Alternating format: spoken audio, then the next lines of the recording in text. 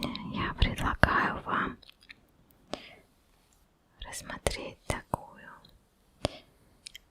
интересную книгу про удмуртов.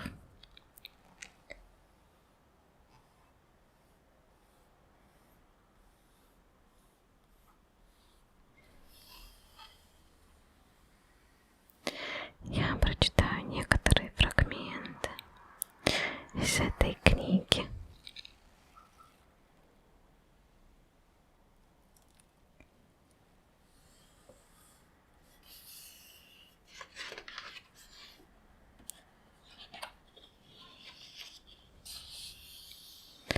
Составитель Грязев. Издательство Удмуртия, 2018 год.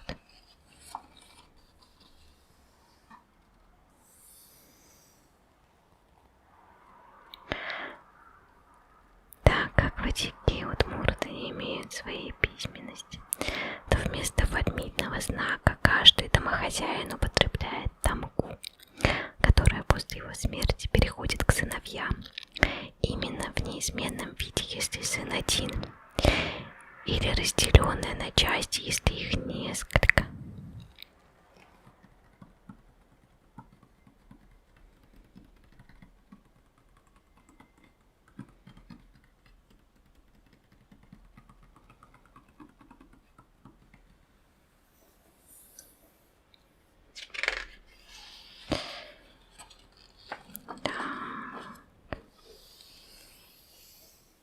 Какие развороты. Здесь цитата на удмуртском языке. А здесь перевод. Одна голова, один ум. Две головы, два ума. Ум всей родни, всем умам ум.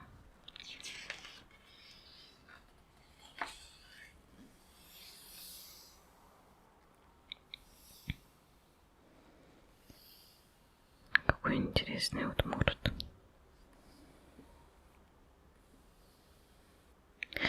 Итак, начнем с вами читать. Удмурты. Прежнее название ары, аряне, арские люди, чуть, ватяцкая, юдики. Народ, живущий в Прикамье, численностью более 700 тысяч человек. Но этот относительно небольшой народ имеет большую историю. По языку удмурты принадлежат к уральской языковой семье, к ее финно-угорской группе, куда входят также коми, мордва, марийцы, эстонцы, финны, карелы, саамы, ханты, манси и венгры. Самые длинные родственники удмуртов по языку — это венгры на Дунае. Тем не менее, если удмурт скажет на своем языке в Будапеште такие слова, как огонь, кровь, рука, масло и другие, его поймут, потому что по-мадьярски это звучит примерно так же. И интересно, что имя великого венгерского поэта Шандора Петефи по-удмуртски очень созвучно Сандыр-Петырпи. Конечно, удмуртский и мадьярский языки, несмотря на их родство, довольно далеки друг от друга. И все же лингвисты находят в удмуртском языке более 300 слов, общих для всех финно-угров. Наиболее близок к удмуртскому языку коми, около 80% слов общего происхождения. Вместе тот и другой составляют пермскую ветвь финно-угорских языков. Они близки примерно так же, как польский и русский языки. Языковые параллели говорят как об общности происхождения финно-угров, так и об их этнокультурных контактах. Например, удмурты имели с марийцами, особенно с коми, постоянные связи, что сказалось на языке и культуре этих народов. родине финно-угров до сих пор ведутся споры.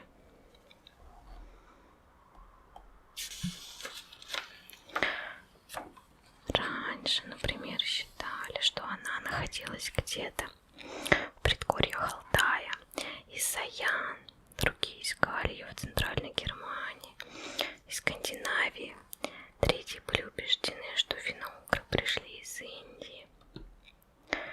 В настоящее время почти никто уже не придерживается этих взглядов. Большинство исследователей полагает, что основная территория формирования и дальнейшего расселения финно-угорских народов находилась в Приуралье в широком смысле слова.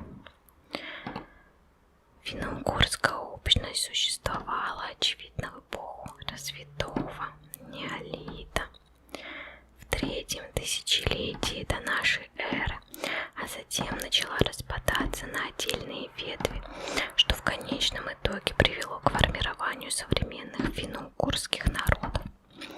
Один из первых и главных вопросов, который неизбежно встает перед специалистами по этнической истории, это вопрос, откуда произошел народ.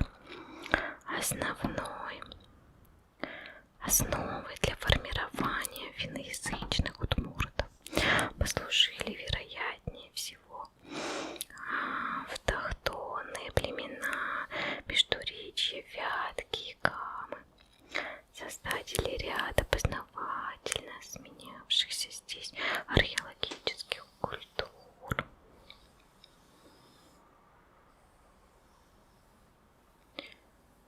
Это Кама. Здесь изображена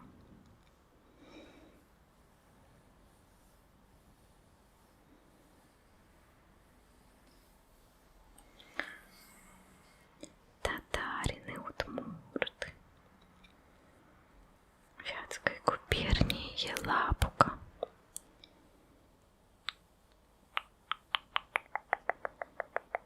Художник Карл Кун.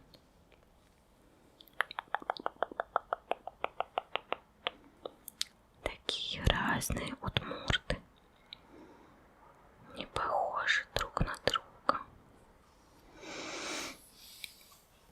Об истоках, собственно, удмуртского этногенеза мы можем, по-видимому, достаточно точно судить по аннонинской культуре 8-3 века до нашей эры. Очевидно, аннонинцы, предки удмуртов, коми и марийцы. На базе их культуры вырастает ряд локальных культур первых веков нашей эры. Гляденовская, Верхняя Кама, Пьянопорская, устье реки Белой. Полагают, что гляденовцы — это предки коми, а пьянопорцы — древние удмурты. По всей вероятности, в тот период произошел распад пермской этнолингвистической общности. В первой половине первого тысячелетия нашей эры часть населения Скам уходит на Вятку и ее приток Чепцу. Здесь, в Чепецком бассейне, возникает новая археологическая культура, паломская, связь которой с Верхней и Средней Камой очевидна. Паломскую культуру сменяет чепецкая, которая прослеживается уже до того времени, когда появляются первые письменные источники по удмуртам. У удмуртов сохранились легенды о том, что когда-то удмуртское племя Ватка жило на реке Вятки. Об этом и говорит язык земли. Топонимика. На Вятке очень много удмуртских топонимов. Они неоспоримо свидетельствуют о том, что когда-то там жили удмурты. Особенно густо они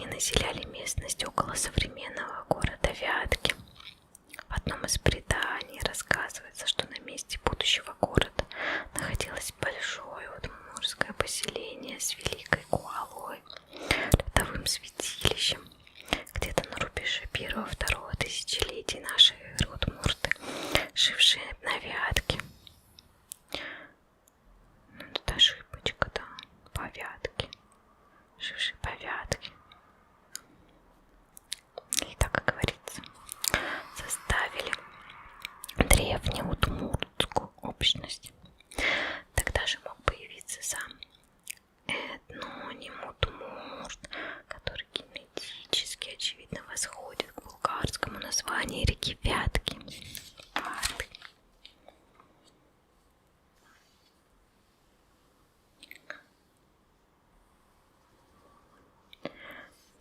Удмурт. Человек из Вятки. Мурт — это человек. В русском звучании этот термин приобрел форму водяг. К древнему корню вад был прибавлен суффикс словообразовательный. Есть и другие толкования происхождения удмурта. Смотрите, здесь изображена удмуртская женщина. Картина названа «Водячка». 1869 год. Так странно представить, что когда-то люди ходили в таких одеждах и носили такие высокие головные уборы. Древние удмурты испытали длительное этнокультурное воздействие со стороны тюрок. Удмуртско-тюркские связи, начавшиеся еще в первом тысячелетии нашей эры, сыграли определенную роль в формировании культуры и быта удмуртского народа, особенно его южной группы. От тюркских соседей удмурты получили имя Ар.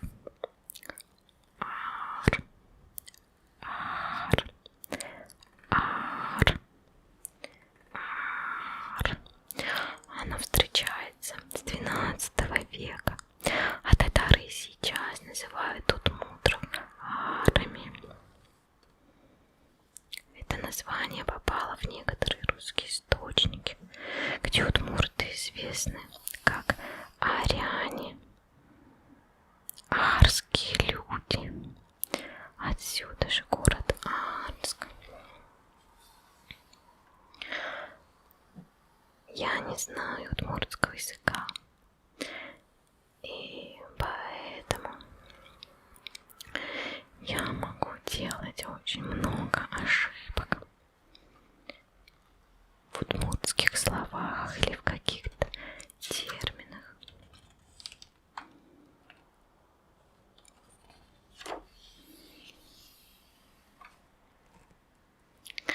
В конце первого тысячелетия нашей эры марийские племена, которые вышли к Вятке, заставили потесниться древних удмуртов и перейти на левый берег реки, заселить бассейны рек Кельмези и Волхы.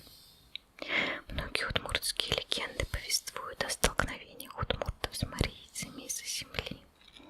В легендах все решали состязания богатырей, кто дальше перебросит ногой кочку через реку, тот и будет жить здесь.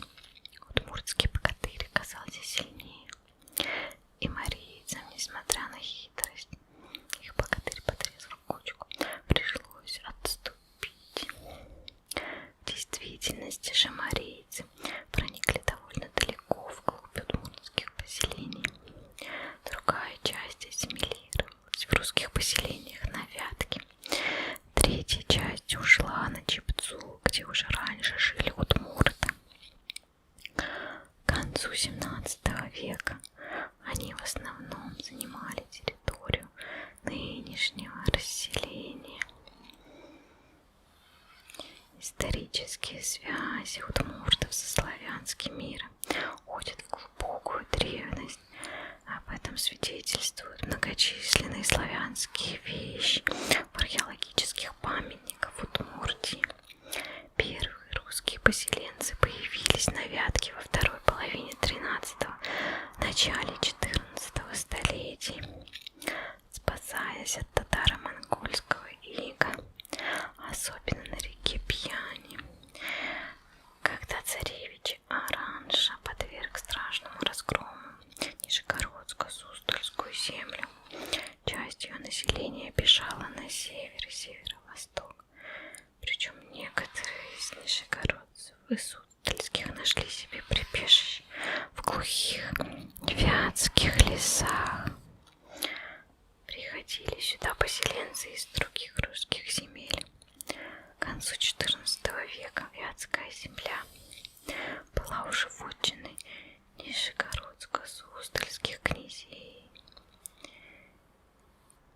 Известный историк Костомаров вынужден был заметить: нет ничего в русской истории темнее судьбы Вятки и земли ее. Действительно, многие стороны вятской истории до сих пор остаются неясными и изобилуют загадками. Одной из них является происхождение арских князей. Известно, что этим именем назывались татарские владыки, повелевавшие южными удмуртами на правобережье Камы, где те заставили особую податную область Арскую Другу, центром которой был Арский городок, ныне город Арск. Вдруг эти арские владыки появляются на Вятской земле, причем тоже в качестве князей, только теперь они владеют уже северными удмуртами, жившими на Вятке и Чепце. Как это произошло?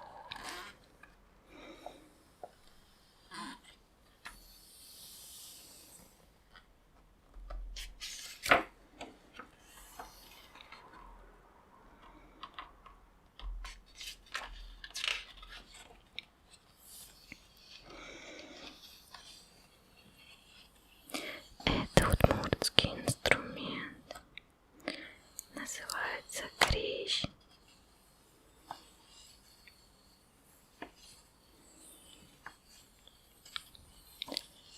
Очень красивое звучание.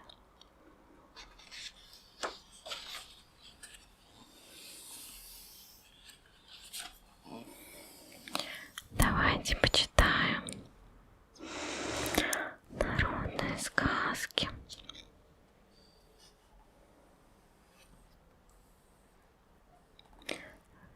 Кокорикок. Удмуртская народная сказка. Идет рыжая лиса по дороге, а навстречу ей петух.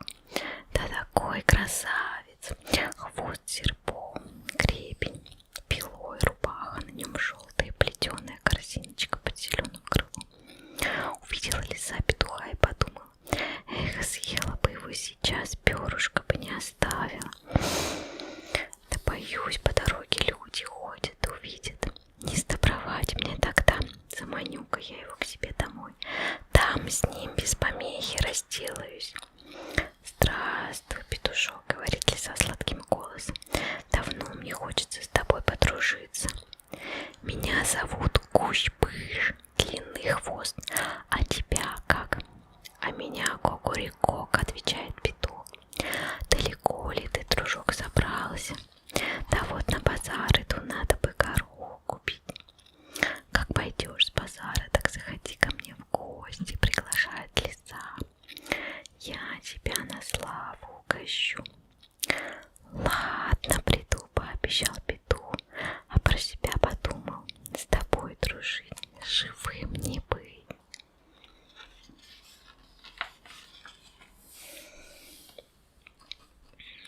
Ну так я тебя ждать стану, облизнулась лиса.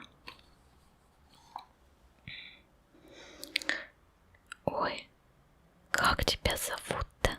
А я и забыла. Давай запишу для памяти.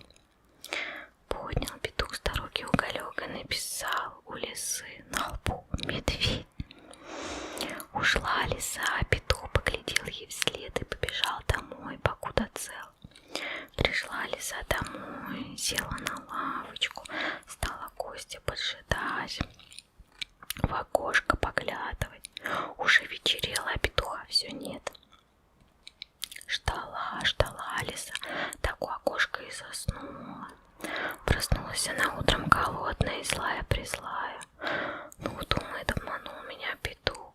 Теперь я его на клочки сорву. Побежала лиса петуха искать. Бежит она по лесу, а навстречу ей волк. Куда ты, эта лиса, забралась так рано? Да вот еще обманщика. Тьфу, имя его забыла. Погляди-ка, оно у меня на лбу написано.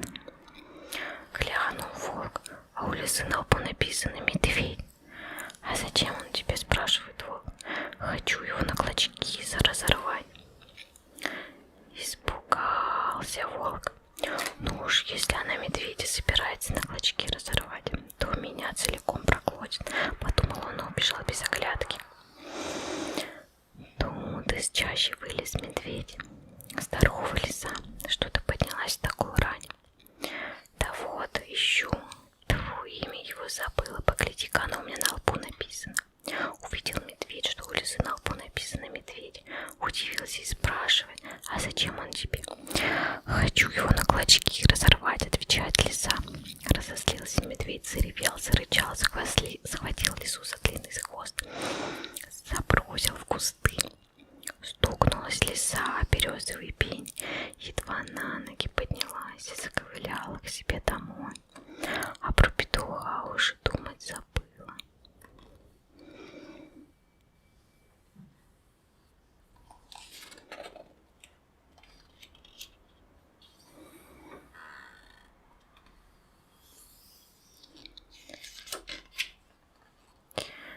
Такая интересная книжка. Я думаю, на сегодня все. Но мы продолжим с вами изучать удмуртскую историю и культуру, удмуртский фольклор.